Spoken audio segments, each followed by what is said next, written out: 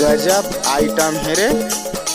DJ छोटा Dhruve exclusive.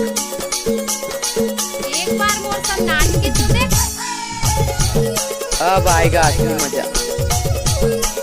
DJ छोटा Dhruve exclusive. Suit सलवार तुरे दिखे झमाझम, नवा नवा तुरे दिखत हवस टनाटन। सूट सलवार तुरे दिखे झमाझम, नवा नवा तुरे दिखत हवस टनाटन। दीवाना बनाए मैं होगे मगन, संगे बोले जींस पैंट जाते मोरे संग, जैसे मन जाते तुरा दिखेला दबंग। चालू नंबर 1 तुरा चालू नंबर 1, नंबर 1 तुरे चालू नंबर 1।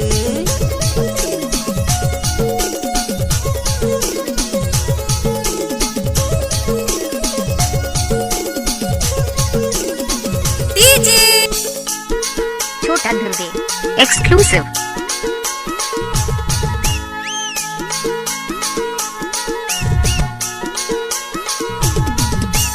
तोला देखी टूरी मैं होगे दीवाना, मोला सता हंसते काबर बताना।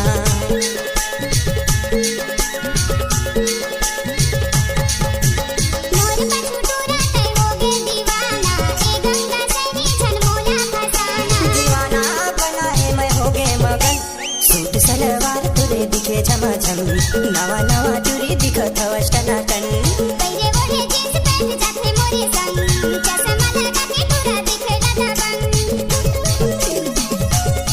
डीजे छोटा ध्रुवे एक्सक्लूसिव।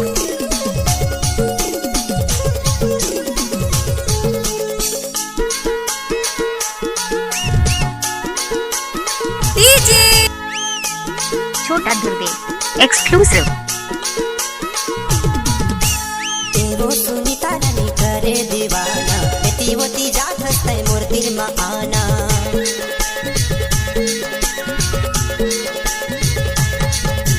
ए हो रसीला तुरा हवस मस्ताना, मोतिर मा आँख हंसते करके बहाना।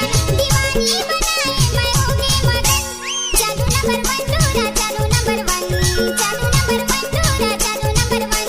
चालू नंबर 1 टूरी चालू नंबर 1, चालू नंबर 1 टूरी चालू नंबर 1।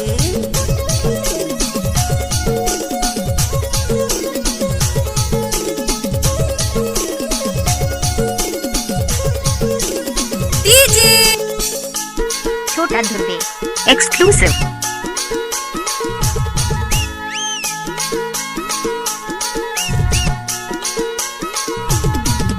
अनरोखा मा देखे तुला होगे दीवाना, आपन बनावे तै मोला बताना।